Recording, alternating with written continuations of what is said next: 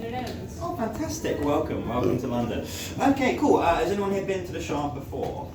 It's your first time here? First time. Lovely. Well, welcome guys. So the Shard is a multi-use building. It's been open for 13 years now. So it opened in February of 2013, but it actually was completed in 2012. So the building began its construction in 2009, and it took only 3 years to build.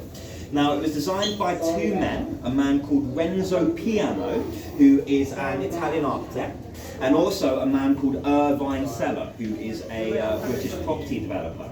And the story goes, is the way that they came up with the idea of building the Shard was they went to a restaurant one evening. This is about 25 years ago now. They had a little bit too much to drink at the restaurant, and Renzo pulled out a pen from his pocket, wrote a check, paid for the meal, and then he took his napkin from the table and he drew a picture of a triangle-shaped building on the back of the napkin. And we like to say it's thanks to a drunken drawing on a napkin, we've all got a job right now. Now, what they wanted to do, what their idea was to build what they called a vertical city. Okay? Now, quite often I get asked, how would I describe the Shard? What kind of term would I use? And I think the vertical city sums it up perfectly. Because what they wanted to do, they wanted to take the experience of being in a city where you can do all these things, like work in an office, like eat in a restaurant, like drink at a bar, like stay in a hotel. And they wanted to put that into one big vertical London skyscraper. Okay? And here we are, 25 years later, that's exactly what the Shard is. Okay? So the Shard is divided into multiple sections. We'll start at the bottom, levels 2 to 28. These are Shard offices, so lots of businesses and companies use the office space here. Things like, are you familiar with Al Jazeera, the news network? Yeah, they're based here. As are Jellyfish, the marketing agency, are here. As are Heinz.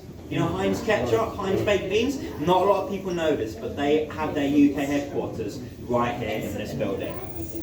Above the offices, bars and restaurants, levels 31 to 33. So this is about halfway up the Shard. There are 3 restaurants here. You've got the Obelix, the Aqua Shard, and the Houton.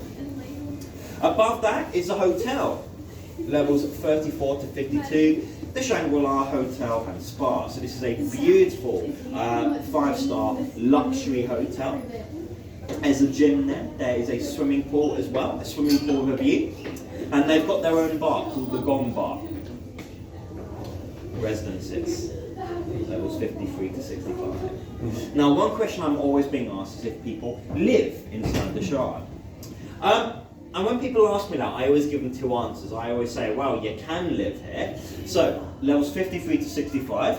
On each of these levels is an apartment you can buy and you can live in if you like, but no one does. No, to my knowledge. They could do and they keep it a secret, but no one lives there, guys. Probably because of the price, that's just my guess, but they are massive, right? So one apartment is one level that can fit about 7 bedrooms. They each get their own private lift. There's no outdoor space, no garden, no balcony, and the windows can't open in the Shard, actually. So. And then, of course, with a view from the Shard. Now, above us is the Spire, and this is maintenance above us. So that's things like air conditioning, the boilers of the Shard, tins of paint in boxes. And so you guys have been up there already. Did you look at all those windows and wonder how we clean them? We did. Yeah?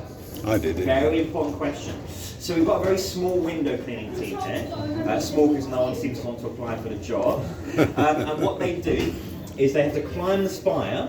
There are cradles that come away from the building. They then abseil down from the cradles and give each of the windows a clean one by one. I'm not joking, I'm being very serious. So when you're up there again, guys, have a look at all the panes of glass.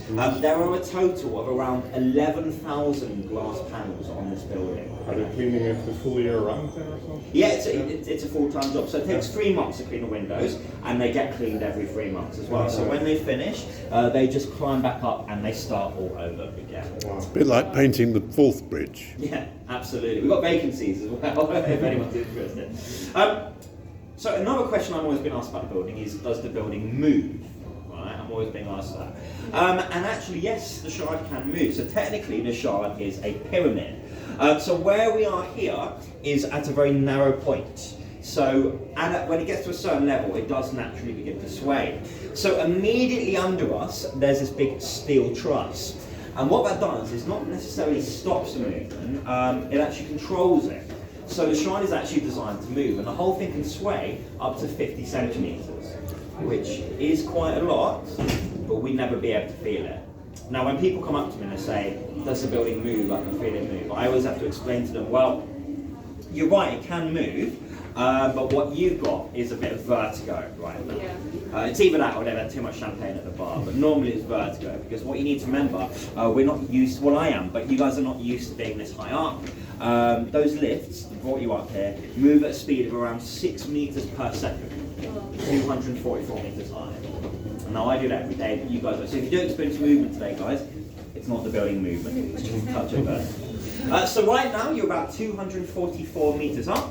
That's about 800 feet. That's not the tip, so obviously if you go to Spire, it goes up a lot further. Does anyone happen to know the height of the Shard? Okay, so the Shard's actually 310 meters tall. 310 meters. 309.6 to be specific. That's about 1,016 feet. And what that means, not only are we the tallest in London, not even just the tallest in the UK, the Shard's actually the tallest building in Western Europe. Tallest building in Western Europe. Used to be Europe, and then they built something in Poland that's 1 foot taller than we are. So now we have to say Western Europe. Do you have any questions about the Shard, guys? Anything you'd like to know?